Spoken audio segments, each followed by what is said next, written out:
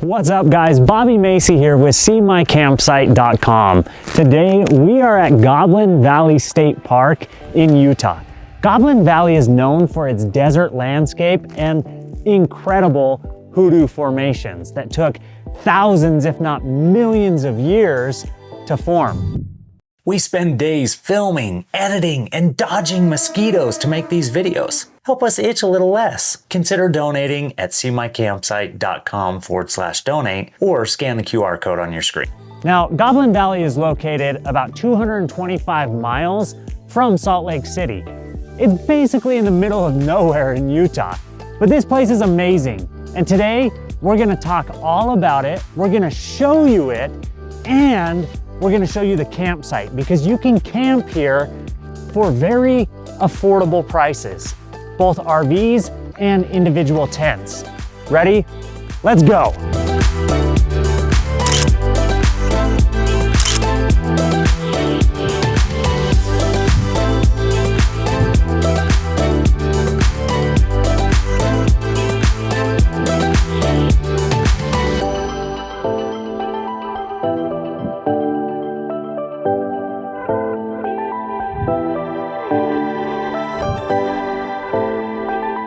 Hey guys, we are here at Goblin Valley State Park and we are at the individual campsite area. Now there are 24 individual campsites, one larger group site, which we will show you, and 2 yurts that you can rent.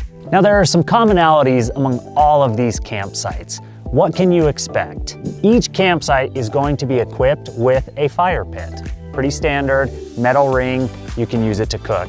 You do need to bring your own firewood with you.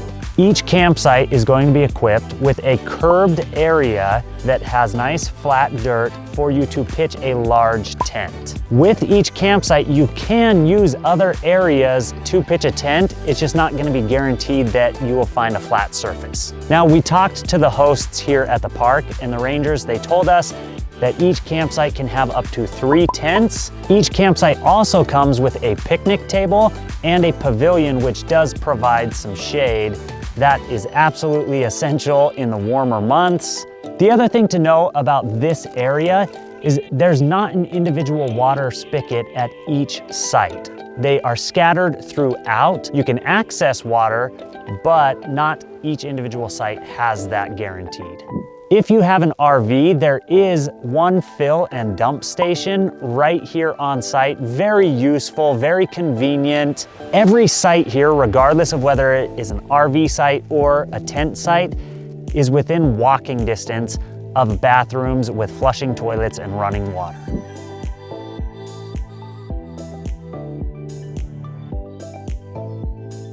The other thing you gotta know is that you're in Goblin Valley. The scenery is beautiful and there is no bad campsite here.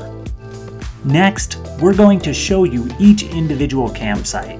But first, a quick word from our sponsor. Don't go anywhere, my friends. A quick thank you to the sponsor of today's video. Is your RV getting a little, well, old? It's time to visit our friends at Motorsportsland. With fair trade-in values and excellent pricing on new RVs, it's a painless process to upgrade your adventure. Visit motorsportsland.com or pop into one of their locations. Okay, so right now we are at campsite number 1. This is right as you pull in, and it has a 35 feet in length area for a trailer.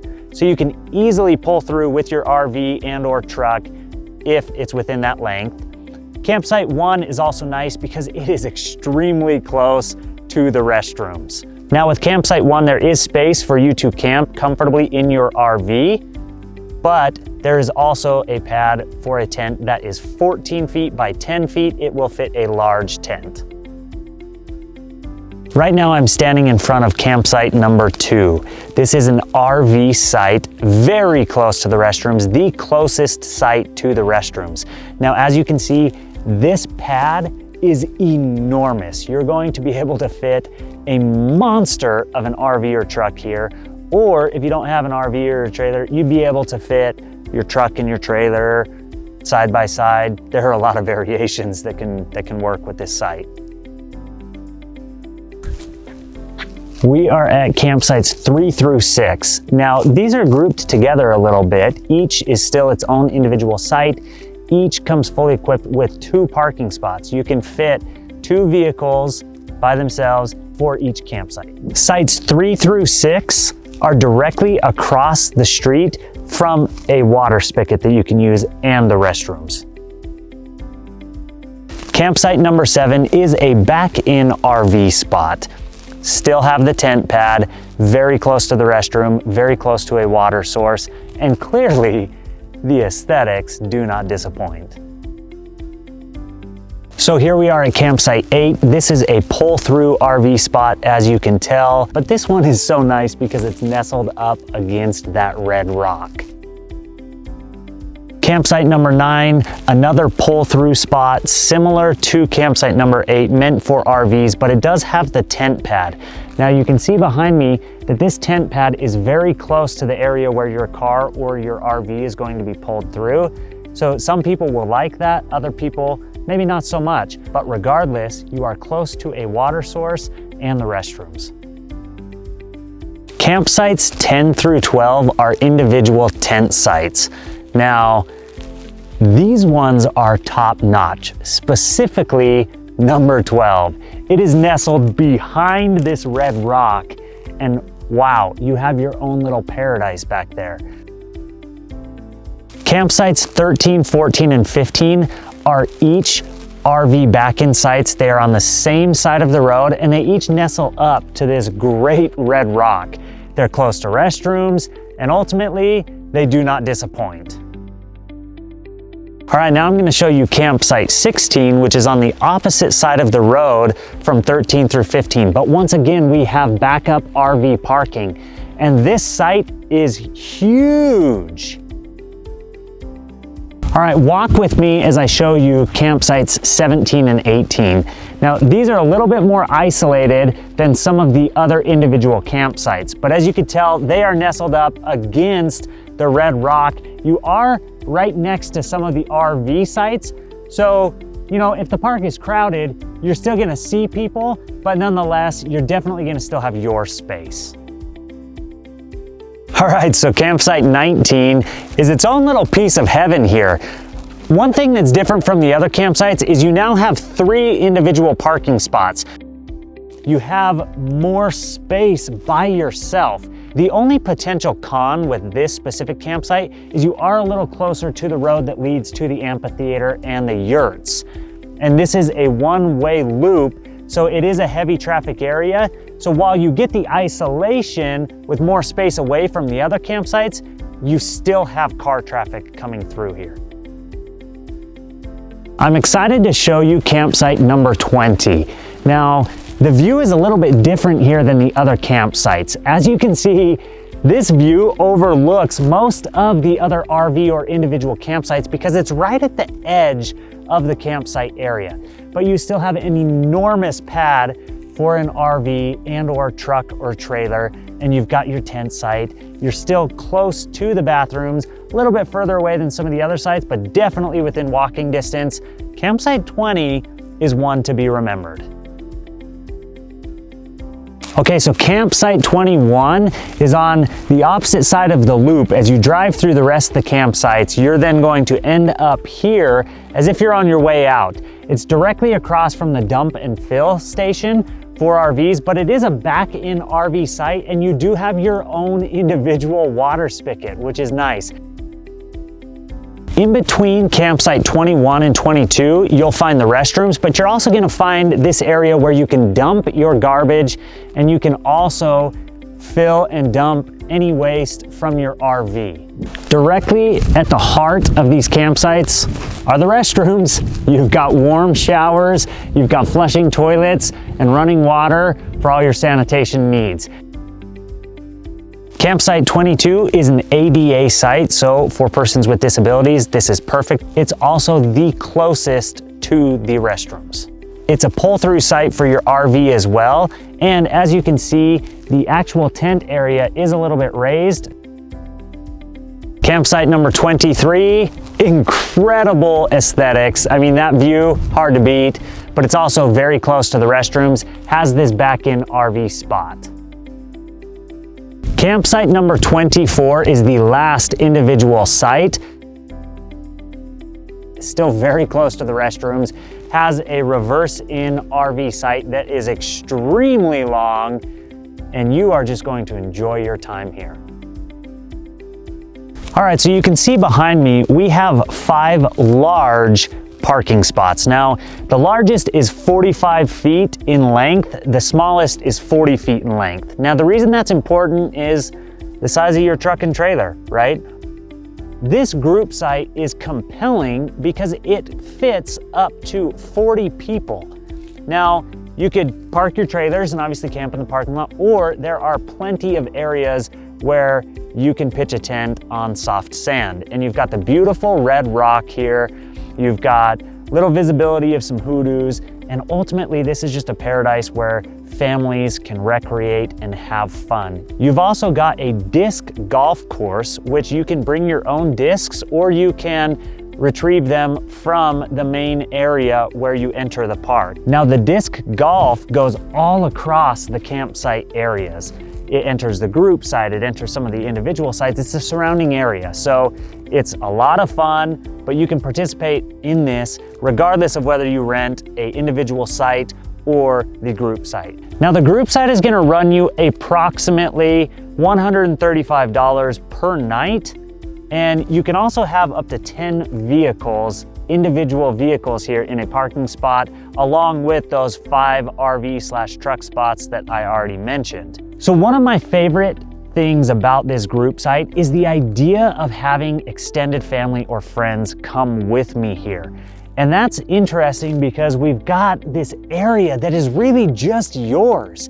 It's separated from the individual sites, so you have a lot of area where the kids could play for hours and nobody's gonna get lost, everybody's gonna be safe and have lots and lots of fun. Okay, my friends, this is the moment you've been waiting for, the yurts. These are some of the most popular destinations to camp within Goblin Valley State Park. However, there are only 2 of them, but these yurts are really cool. Let's show you yurt number 1 right now. I wanted to start here because I wanted you to see how far this is from the road. You're talking about a football field, more or less. And so if you are packing things into the yurt, which I imagine you will, food, cooler, sleeping bags, whatever, you're gonna have to walk a little ways. And you know, this isn't an arduous hike, but it's still a walk. The nice thing, the scenery is absolutely gorgeous. Yurt number 1 differs from yurt number 2 in a couple of ways. Mostly outdoor aesthetics. You are more isolated, you're further from the road, and ultimately you have your own little nook here that is a little paradise.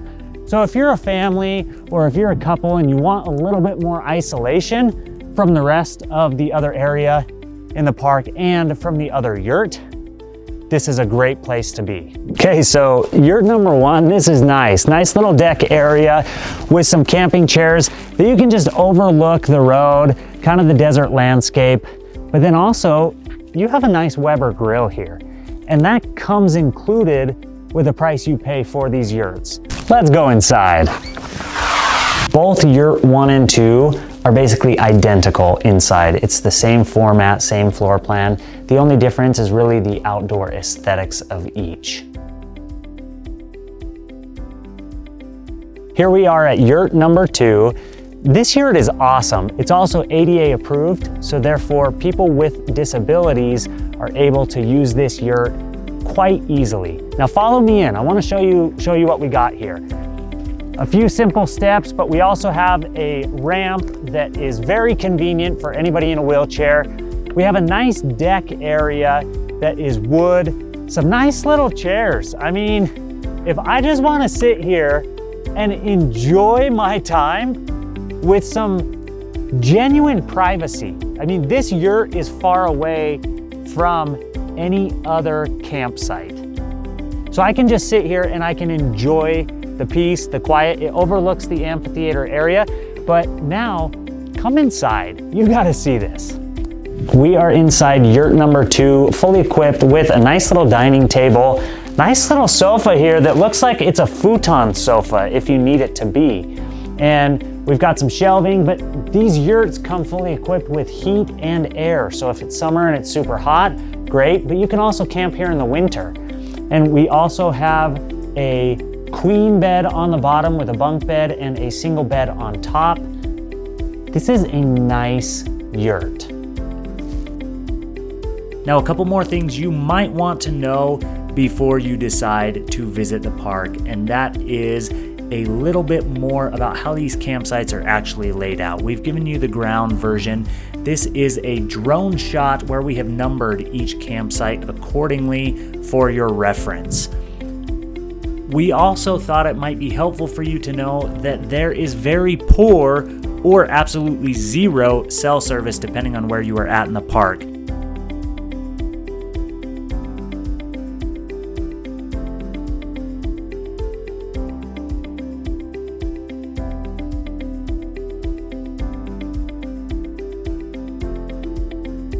And there you have it, folks. We hope that this review was indeed helpful, and we hope that whenever you get to visit Goblin Valley, you enjoy.